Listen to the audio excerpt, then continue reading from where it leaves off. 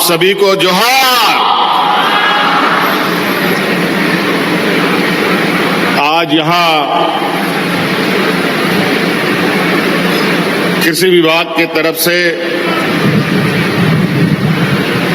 कृषि व्यापार मेला के इस भव्य कार्यक्रम में आप सभी किसान भाइयों का हार्दिक अभिनंदन करता हूं, स्वागत करता हूं और इस साथ में मंच पर बैठे हमारे मंत्रिमंडल के मंत्री सहयोगीगण, सांसदगण, विधायकगण और सभी पदाधिकारीगण, इनका भी मैं हार्दिक अभिनंदन करता हूं, पुनः जोहार करता हूं। कृषि व्यापार मेला नाम से ही बहुत कुछ पता चल जाता है और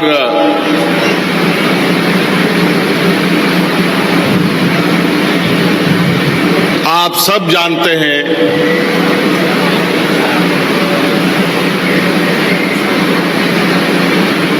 कि ये भारत देश एक देश आजाद होने का एक नारा हुआ करता था, जय जवान जय किसान। देश आजाद होने के बाद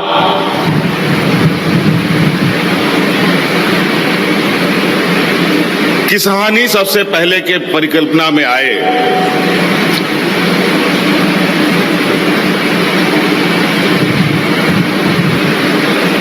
खेती बाड़ी और किसान का इतिहास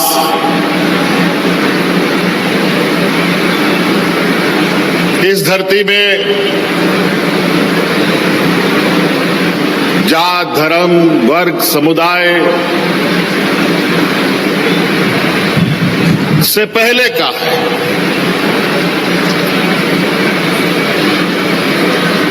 इसी खेतीबाड़ी ने इंसानों को समुदायों में जोड़ा, समूह में जोड़ा। जब इंसान जानवर रूपी हुआ करता था तो पूरे धरती में यह विचरण करता रहता था। मानो एक जानवर जंगलों में लगातार विचरण करता है, वैसे ही इंसान रूपी जानवर भी विचरण करता था। और यही खेती बाड़ी है, यही खेत खलियान है जहां पर इंसान रूपी जानवर को खड़ा किया। यही कृषि पद्धति है जहां पर इंसान समूह बनकर रुकने लगा और शुरू होती है खेती बाड़ी की अनवरत यात्रा। ये लगभग 15,000 करोड़ साल पुराना ये इतिहास है, जब इस धरती में ना कोई भगवान था, ना कोई जात धर्म था। उससे पहले का है ये। आज मेरा ये मानना है कृषि एक ऐसा क्षेत्र है जहां ना कोई जात देखता है, ना कोई धर्म देखता है, ना कोई पंथ देखता है।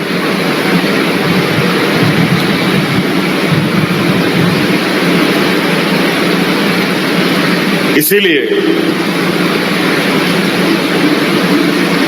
हम सभी लोगों को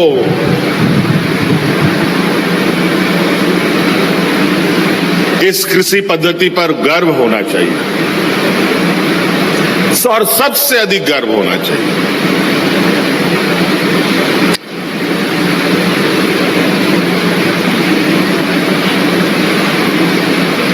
आज ये कृषि व्यापार मेला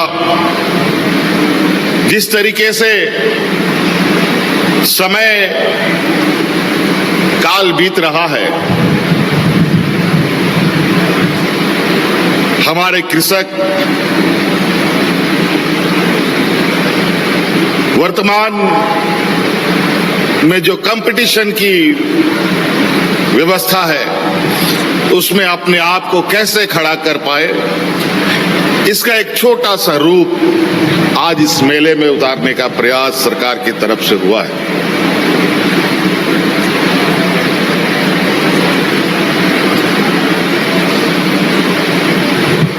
आज देश दुनिया में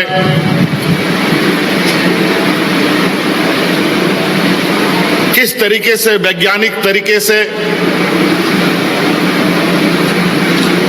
और नए तकनीक के साथ हम अपने किसानों को मजबूत कर पाए, इसका ये एक छोटा सा प्रयास है। आज इस सभागार में भी अगर आप देखें तो आप ध्यान दीजिए कि आपके सर के ऊपर एक फॉगर लगा हुआ है जहां पानी का थोड़ा थोड़ा फव्वारा फेंक रहा है। ये आज आपको ठंडक पहुंचा रहा है, लेकिन ये फॉगर मूलतः पशुपालन में उपयोग होता है, खेती बाड़ी में उपयोग होता है, जहां सेंसिटिव तरीके से खेती बाड़ियां होती हैं। ग्रीन हाउसेस में यूज होता है, गाय पालक इसको यूज करते हैं, सुकर पालक लोग इसको यूज करते हैं। लेकिन आज ये फॉगर इस सभागार को भी ठंडक पहुंचाने के काम में है आ रहा है। अभी तो मैं देखता हूं इसको बड़े बड़े जो वेयर हाउसेस हैं उसमें भी ये फॉगर लगता है। तो आज कई ऐसे समावेशी के साथ हम काम कर सकते हैं जहां अपने किसान को अपने पैरों पर खड़ा होने में मजबूती प्रदान करेगा। अभी तो हम लोगों ने पूरा मेले का भी भ्रमण नहीं किया है, लेकिन जरूर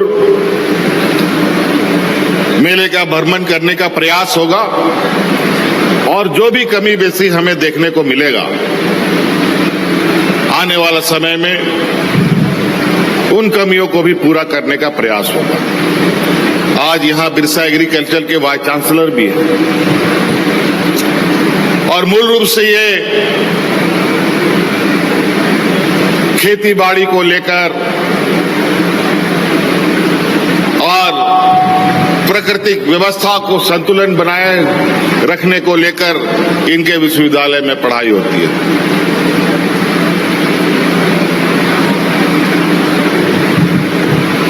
झारखंड जैसे प्रदेश में जहां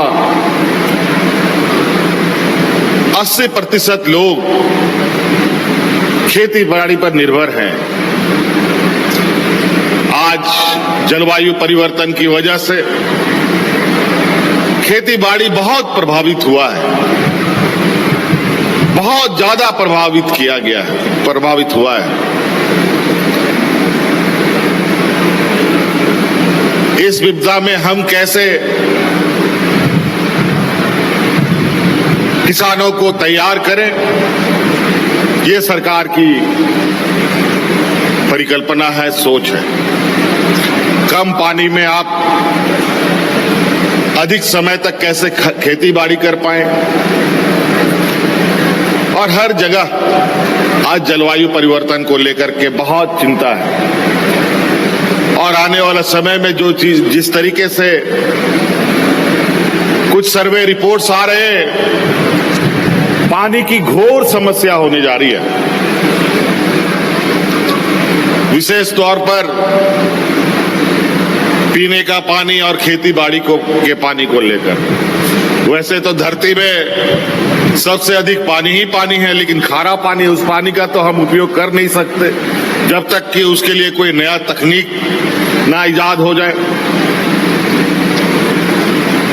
इसीलिए आप सभी किसानों से मेरा एक और आग्रह होगा कि आप सब लोग अपने अपने खेतों बाड़ियों में सूखा बंजरों पर जल संचय के लिए कार्य करना प्रारंभ कर दें। ये किसी का विभाग का आदेश की जरूरत नहीं है। ये आप स्वतः आपके लिए और आने वाले पीढ़ियों के लिए एक बहुत बड़ा वरदान साबित होगा। अगर हम अपने बाड़ियों में, अपने गांव में, बंजर जमीनों में जल संचय के काम को हम लोगों ने प्रारंभ किया। अगर ये हम लोगों ने प्रारंभ किया, जो नए आंकड़े आ रहे हैं कि आने वाला समय में लगभग 50% से अधिक चापाकल में पानी खत्म हो जाएगा। अगर आज से हम लोगों ने जल संचय के कार्य शुरू किए तो निश्चित रूप से इस आपदा से हमको थोड़ा राहत जरूर मिल सकता है।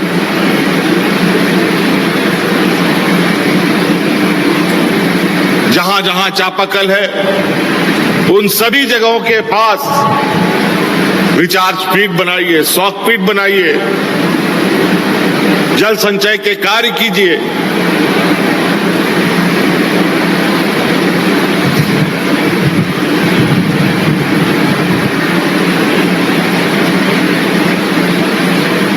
क्योंकि आने वाला समय पानी को लेकर के बहुत बड़ी चुनौती होने जा रही है।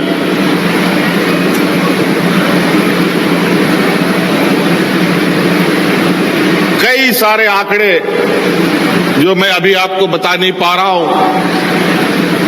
एक तरफ से विकास का एक ऐसा लकीर खींचने की तैयारी भी हो रही है जहां हम एक नए युग में प्रवेश तो करेंगे, लेकिन साथ साथ में विनाश का भी एक लकीर खींचता आ रहा है।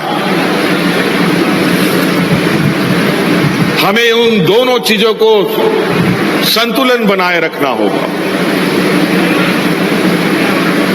सड़क बनाने के नाम पर, उद्योग लगाने के नाम पर जंगल के जंगल उजाड़े जा रहे हैं।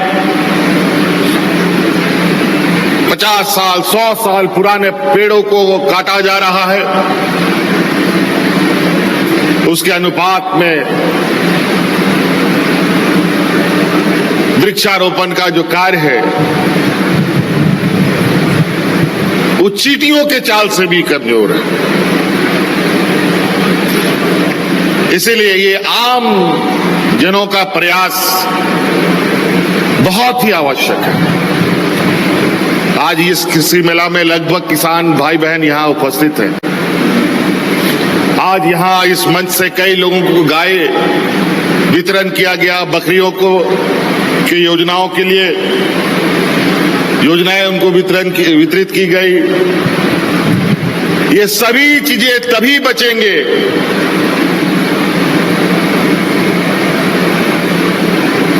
जब पानी होगा, जब पेड़ होगा, पौधा होगा।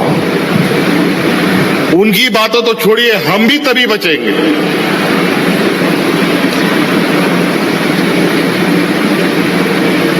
इसीलिए ये बहुत जरूरी है कि जल संचय के कार्य को हम अविलंब प्रारंभ करना शुरू कर दें। हम लोगों ने जो हमारे पास आंकड़े हैं और देश के जो आंकड़े कहते हैं, इस कदर इस धरती में बोरिंग को लेकर के बोरवेल लगाए गए हैं कि मानो छलनी में भी उतना छेद नहीं होगा जितना बोरवेल लग चुका है। तब छलनी में पानी तो कभी रुकेगा नहीं। हम लोग उससे जब लगातार उसका दोहन भी कर रहे हैं। ये बात मानिए कि जितना हम इस धरती से लेते हैं उसका कुछ हिस्सा हमें उसको देना भी पड़ेगा, अन्यथा ये हमें माफ भी नहीं करेगा।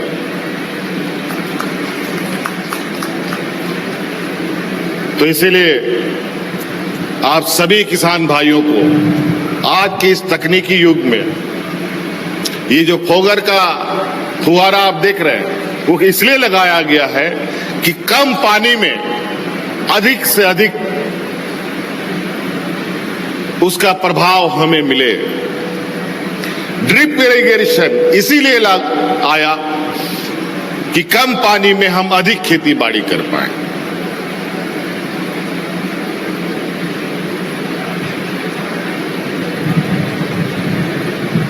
इसलिए बातें बहुत है। ये एक ऐसा क्षेत्र है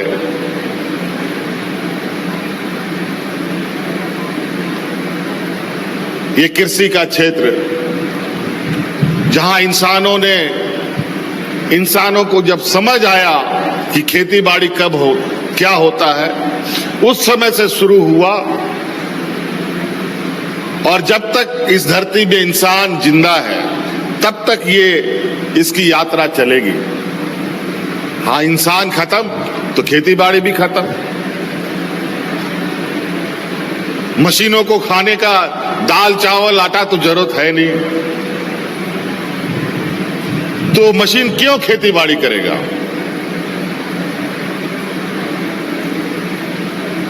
इसीलिए ये एक ऐसा सफर है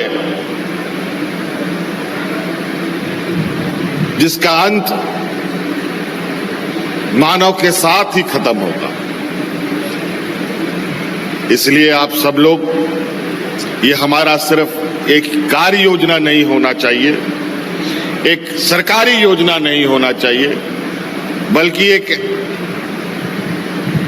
ये हमारे परिवार का एक अभिन्न अंग होना चाहिए, अभिन्न हिस्सा होना चाहिए।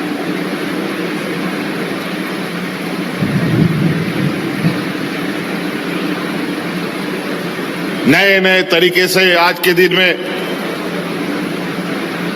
लोग खेती बाड़ी करने का प्रयास करते हैं।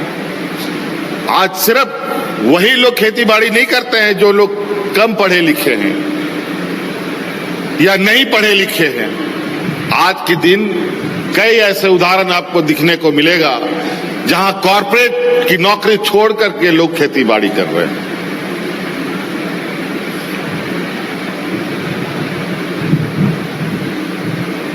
आप लोग कोई भी काम, इसका दायरा इतना बड़ा है कि आप कोई भी एक चीज को लेकर के भी आगे बढ़ते हैं तो आपको एक बड़ी उपलब्धि मिल सकती है।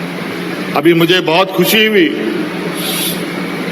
और मैं लगातार एक योजना हमने चलाई थी, उस पर मेरी नजर थी। हम लोगों ने पिछले कार्यकाल में ही बिरसा हरित ग्राम योजना प्रारंभ किया, जहां किसान अपने खेतों में बाड़ी में बंजर भूमि में फलदार वृक्ष लगाने का, सामुदायिक पट्टे के रूप में भी उसमें फलदार वृक्ष लगाने की योजना हमने प्रारंभ की। शायद मुझे जो पुराना आंकड़ा शायद मेरे सामने मुझे याद आ रहा है कि अब तक लगभग 1.5 लाख करोड़ एकड़ जमीन में हम लोगों ने बिरसा हरित ग्राम की योजना लगाई।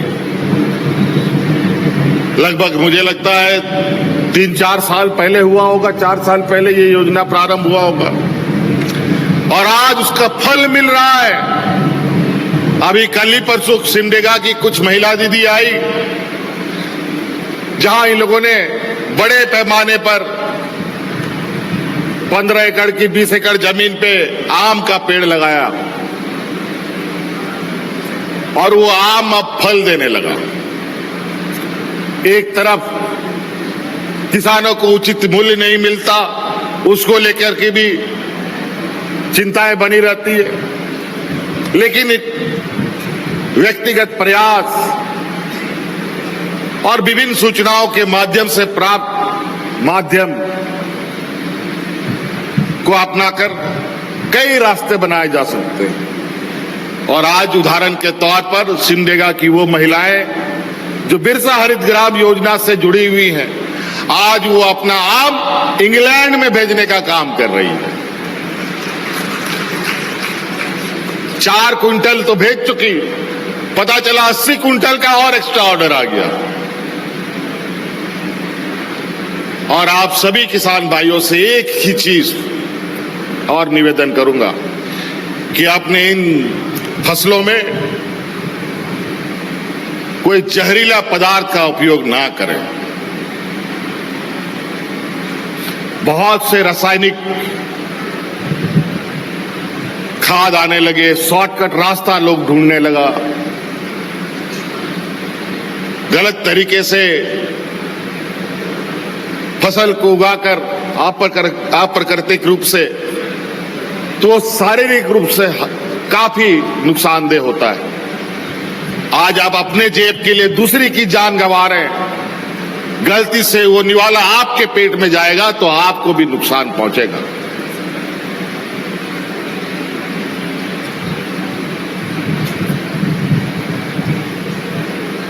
तो अधिक से अधिक जो जैविक खाद है उसका उपयोग करते हुए आप लोग अपने खेती बाड़ियों को अंजाम दें। निश्चित रूप से इसमें थोड़ा सा मेहनत ज्यादा लगता है और किसान थोड़ा इसमें तकलीफ में रहता है, ऐसा महसूस उसको लगता है, लेकिन हम लोग इसका भी कुछ रास्ता ढूंढ रहे हैं कि आप जैविक खेती किस तरीके से अधिक कर पाएं।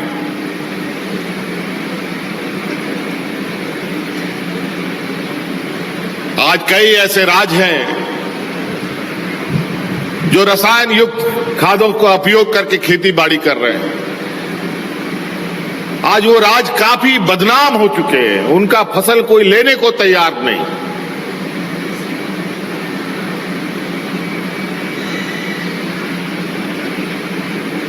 चूंकि भारत देश में हमारी जनसंख्या बड़ी है, जो मिलता है सो खा लेने का हमारी एक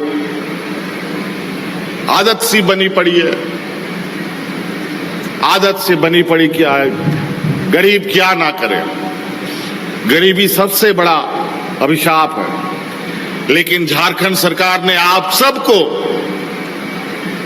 आज लगभग हम लोग 7-8 साल के कार्यकाल में, जो इससे पहले के कार्यकाल में लोग भूख से मरते थे, इतना तो आज हर एक घर को हम लोगों ने मजबूत किया है, जो आज एक भी व्यक्ति 7-8 सालों में भूख से नहीं मरा।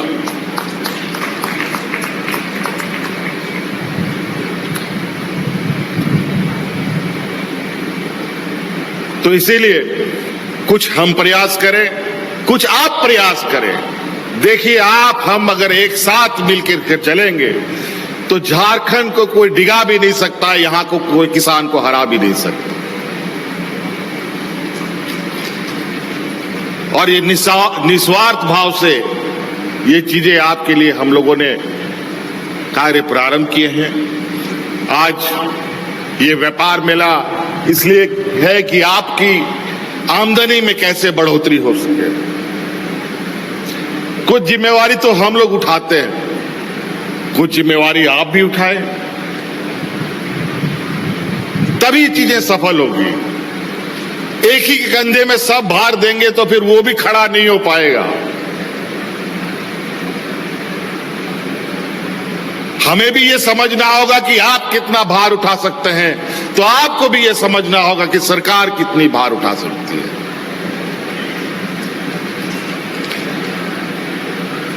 तो इसीलिए आप सभी किसान भाइयों को, बहनों को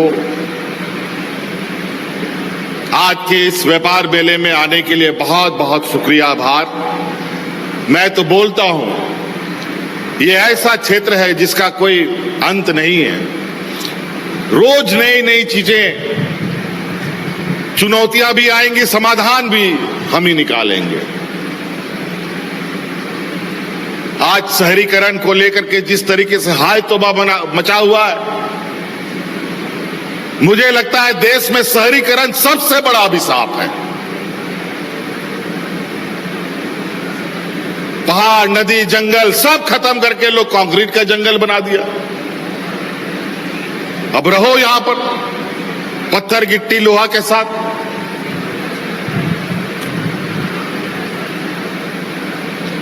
गांव को आप लोग आदर्श गांव के रूप में, आदर्श किसान के रूप में, मैं तो कहता हूं विभागों को इस राज्य के सभी किसानों को मैपिंग करो और जो किसान बेहतर करेगा वो मुख्यमंत्री की तरफ से उनको सम्मानित भी किया जाएगा, ही हम आपको आश्वस्त करते हैं। और आर्थिक सहायता और तकनीकी और भी क्या आपको आवश्यकता होगा, सभी चीजों से आपको सुसज्जित करने का हम काम करेंगे। तो इसलिए साथी, बातें बहुत है। आप सब लोगों का बहुत बहुत आभार, धन्यवाद। आप इस मेला से कुछ सीखिए और कुछ जानकारी। मैं विभाग को कहूंगा कि आज इस मेले को लेकर के एक विशेष पोर्टल तैयार करें और जो भी किसान भाई आता है उसमें जो भी इनके सवाल हैं और जो भी इनकी जिज्ञासा है उन जिज्ञासाओं को पूरा करने का विभाग काम करे। और विशेष तौर पर इस मेले को लेकर आप एक पोर्टल तैयार करें और इस पोर्टल में या कोई व्यवस्थाएं यहाँ स्थापित करें जहां किसान अपनी बातों को, अपने सुझाव को, अपनी समस्या को, अपनी जिज्ञासा को वहां पर दर्ज कर सके और उसका समाधान सरकार की तरफ से अविलंब उन तक पहुंचाया जाए। इन्हीं बातों के साथ बहुत बहुत धन्यवाद। सभी को पुनः मेरी ओर से जोहार। क्रिकेट के विश्व मंच पर छा रही हैं रांची की प्रतिभाएं। इन प्रतिभाओं को संवार रहा है जेके इंटरनेशनल क्रिकेट एकेडमी। अनुभवी कोच की देखरेख, सुविधाओं से लैस जेके क्रिकेट एकेडमी अनुशासन और आत्मविश्वास का विश्वास भरा सफर।